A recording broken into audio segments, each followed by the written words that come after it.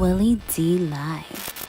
When I looked up and saw that you was dating Foxy Brown, Ah, hey, bro, that happened at a time when there was a lot of strife excuse me. between the West Coast and the East Coast. And Yeah. so how did that have any effect on your relationship? You being from the West Coast, well, you're actually from the East Coast because you're a Philly guy. I am. But you established, you made your bones on the West Coast, I did. and people identify you as a West Coast guy. So, I am. So how was it? So how was it you being on the West Coast, representing the West, and dating a woman, a prominent woman on the East Coast during that chaos? I'm gonna be 100. I think it was more pressure on Inga than it was on me. You know what I'm saying? Because remember we was young, so that was during the time where I really didn't give a fuck. So I was like, man, please, you know what I'm saying? And Us against the world type, Bonnie and Clyde type thing. we gonna ride this out. You know what I'm saying? Where for Inga, she had to live there in the East Coast and had to deal with people who didn't really like that. They like, "Oh, I don't know about being with Kurupt. Come on now." And she was like, she stood on her 10 toes though. She was like, I don't give a fuck. And she pushed that line. And I was like, damn, which made me just, made me love her even more. Like, damn, because she got this spirit about her, this spunk. And she was like, I don't give a fuck what y'all talking about. That's my man. That's what she used to say. That's my man. And I'd be like, neighborhood. Keep pushing, nigga. So, it was fun. It was fun. It was a struggle. And, I think she had more of the pressure than I did because, I really wasn't concerned. And I lived in New York with her. You know what I'm saying? And she I moved back to Philly during that time. That's when I left Death Row, moved back to Philly. So she came to live with me in Philly at my mom's house. Then we got our own spot in Jersey. She started to fly. You know what I'm saying? And, it was just, it was us against the world. That's what it was. And we really didn't care what people thought. We just stood on our 10 toes. We made mistakes. And we tried as hard as we could to just keep it going and we stay as solid as we could. But hey, it's a relationship. So, it goes strong and it breaks It's down. as simple as that. It's a relationship. Relationship. Hey, what can you say? Right. Oh, my mama. Right. Mm. Man, how does your kids view you? Like, I know your dad, but do they care about this music stuff, this entertainment stuff at all when you're doing it? My kids be more along the lines of my health. Wanting me to be better with my health, and they be more on a personal level than anything. Uh, my drinking, you know what I'm saying? They be on that type of thing, concerned about me rather than the music part. I don't really think they care too much about the music part. They be more on the personal part of their father. Yeah. You have 8 kids? How many kids you have? I got 5. You got 5 kids. You ain't got one that try to use that nepotism like, yeah, Kurupt my daddy. That's my daddy. You ain't got one that try to None of my children did to that. lean into that. That's pretty weird, right? Yeah. But no, my kids is along the lines of that. I'm gonna make it. I don't need that to make it. I don't want to make it that way. Yeah. That's how my children are. Mary, Morgan, Mackenzie, Trent, Cam. They don't really be into they don't really tell people that's my dad. Mhm. They find out later. You know what I'm saying? And then they be like, what? That's your daddy? They be like, yep. That's I didn't know that. Yeah, that's my dad. And then they just keep on pushing. Right. But no, they ain't really used that they didn't use that card. Right. Yeah. Man, how did you develop? I want to even say develop. How did this laid back, relaxed type of persona or just mentality that you have come about? Was this something that is there somebody that you could look at when you were growing up and say, like, and that person like kind of like influenced, how you move, or was this just Excuse me. is this just something that developed naturally, or was this something you said, like Oh, man.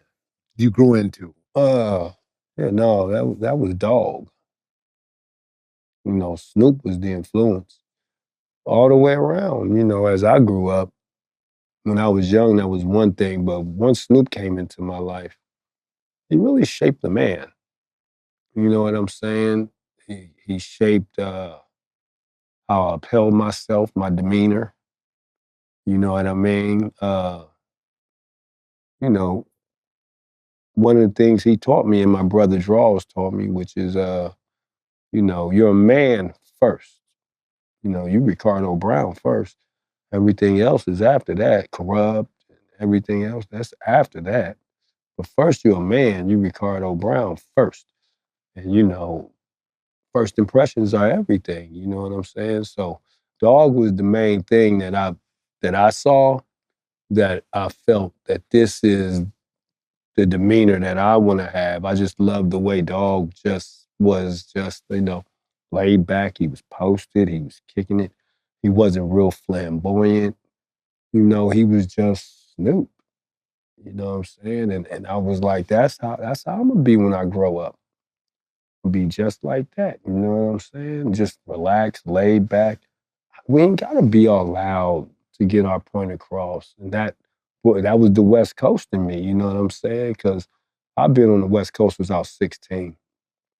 I'm 52, so I spent the majority of my life on the West Coast. So I was like 16, 17. And then, from birth to 16, 17 was Philly, which taught me my skills. But my growth as a man came from the West Coast, you know what I'm saying? And also my father. My father taught me that, you got to work hard to get what you want. It's a million of you out there. What makes you different than everybody else? And I was like, I don't know, Pop. I'm better than everybody else. I'm the greatest. That's it, hands down. So I don't know, Pop. He's like, well, these other guys think they're the greatest, And I said, you're right, Pop. They think they're the greatest. I know I'm the greatest. Well, boy, you need to get a job, have a backup plan just in case this don't work. You got to work hard. So I took that and utilized it in my career. That even though, I feel that I'm greater than everybody else, I know I'm better than everybody else. That don't mean I don't have to work just as hard as everybody else. That's what I took from what my father told me. So I made sure that I worked hard and I just stayed on my A game and just made sure that I was top of the line whenever I had to get on the mic or whenever Dr. Dre would say, okay, this is the record Kurupt. I made sure I delivered. I made sure that I worked hard on my rhyme. I made sure that I had fun with it. Dr. Dre and Snoop taught me to have fun with it. You could really put a lot of concentration in something, but if you're enjoying yourself, what is it? What did your father do for a living? My father worked for Bell Atlantic in Philly. And And what kind of company is that? that's a telephone company. He Oh, you said it. You Yeah, said, Bell Atlantic was oh, what Bill it Atlantic. was in Philly. Okay, yeah. And then there was AT&T in California Okay. and in Philly and New York and all that type of stuff. But he worked for Bell Atlantic, and he was the one that put in your phone systems. Mm-hmm. So For the business? for businesses, businesses. And the basic thing was AT&T bought out Bell Atlantic. So they were moving their employees to California and getting them set up. And that's how you ended up in California. Well, no, that ain't how I ended up there. But when Pop made that move, my mama didn't want to go. But when I crashed her car, took her car, 16, pow, crashed that. She was like, well, you got to go. Called my pop, Rick, this boy got to go. He was like, let me talk to him. What you want to do, Rick? You want to come live out here with me? I was like, oh, I want to leave Mom's. When I leave? When do I leave? Mhm. Okay. I'm ready to go. Pops had that cheese, man. You know what I'm saying? Every time I visit for the summer in California, because he was living in Compton at that time. And man, I just come back to Philly for, off the summer, man, with new shell toe Adidas sweatsuits. Pop had me laced. You know what I'm saying? Moms didn't care about fashion, so she had me in church shoes. I'd be like, okay. But the thing is, so I tell them yeah, so it's like, so moms had me like in the church shoes and stuff like that and all that. But Pops kept me laced, so that's how I got to California. I crashed my mama's car. And then also, She says, you're going to live with your dad in LA. you gotta go. You got to The, go. the Fresh Prince. Mom hit you with the Fresh Prince. Hey, man, she gave me the Ain't that belt. I was the ironic? original Fresh Prince of Bel-Air, man. You understand me? Now, growing up in West Philly, you understand me? Yeah. And I'm like, damn, I was the first Fresh Prince of Bel-Air. Oh, my mama, 1986, Yeah. 87, gone. And I came out, and California was just full of so many opportunities, but my skills was just different. So I stood out. I stood out so much. And Thank God. at what point do you meet Snoop? Man, I was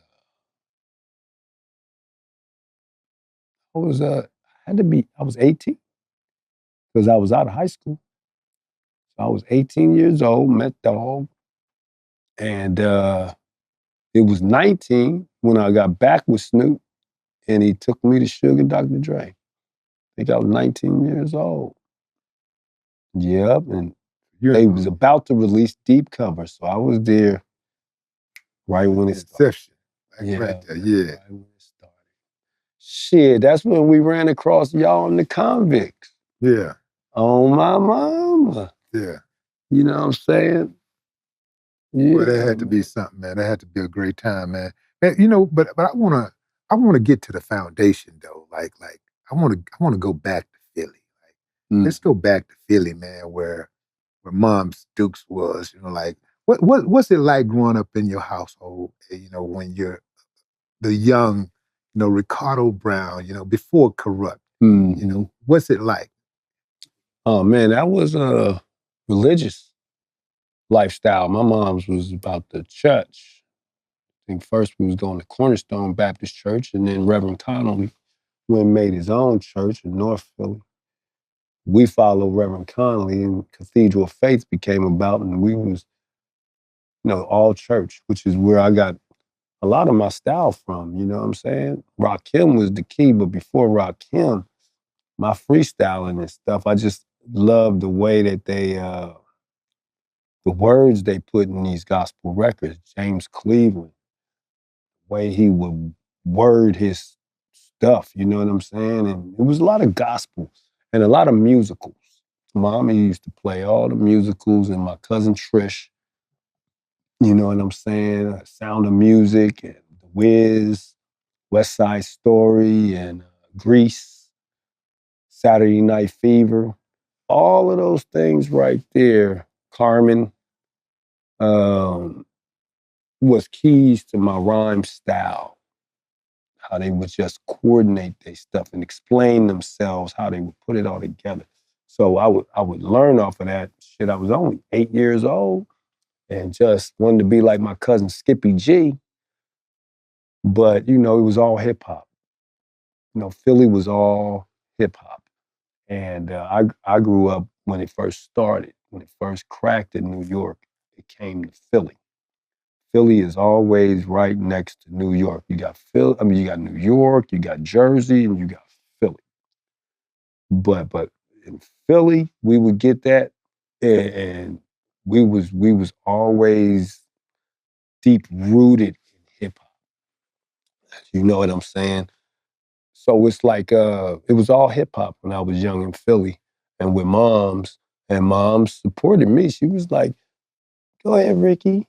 Because I wasn't rapping nothing negative or cursing and stuff. So she was in support. She just, as long as I'm having fun, and then take me to my Aunt Marie's where Fred was at, and then him and Grand B be out there busting, and that's how I learned hip hop. So Philly was just education to